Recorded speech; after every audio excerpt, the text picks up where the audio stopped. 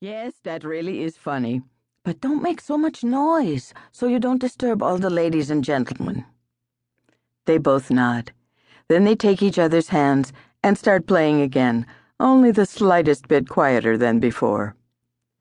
The children are Buddy Elias and his cousin Anne Frank. And the man is Otto Frank, taking a holiday with his younger daughter at Villa-Lorette.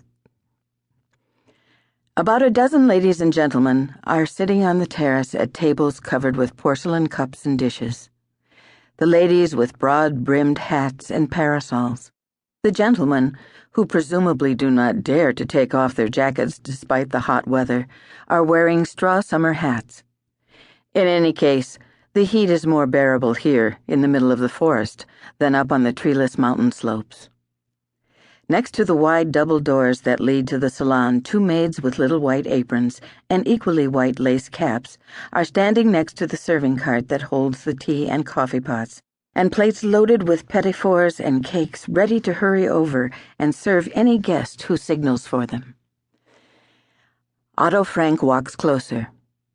When the lady of the house sees him and waves at him, he takes off his hat and makes a bow. The lady of the house is Olga Spitzer, née Wolfson, a French cousin of Leni, Elias, and Otto Frank. Every summer she spends a few weeks at her villa in Sils Maria, a large house with 19 bedrooms, and she always invites guests to join her. Leni and her mother Alice Frank are usually among them, since the family connections are so close. This year Otto has come too from Amsterdam with his daughter Anne, but without his wife Edith, who went with Margot, the older daughter, to see Edith's mother in Aachen. Olga Spitzer offers her cousin Otto her hand, and he bends down to kiss it. Then he greets his mother Alice and sister Leni with affectionate kisses on the cheek before sitting down to their table.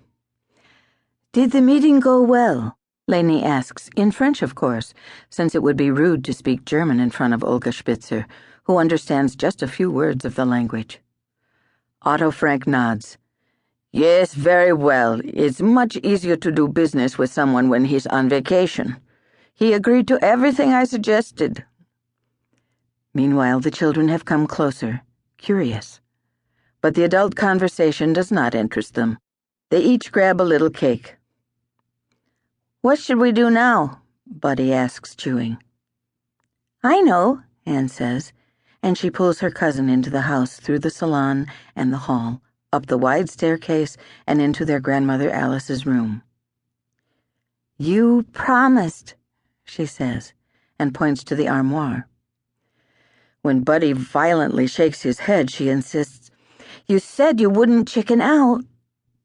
Buddy shrugs his shoulders. He knows that there's no point in trying to defend himself.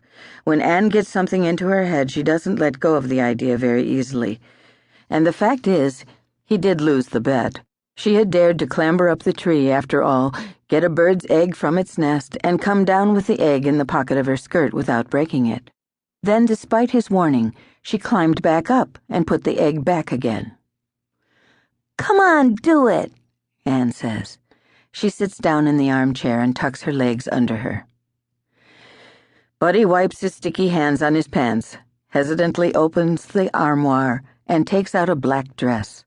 His grandmother Alice always wears only black dresses. This one has a white lace insert.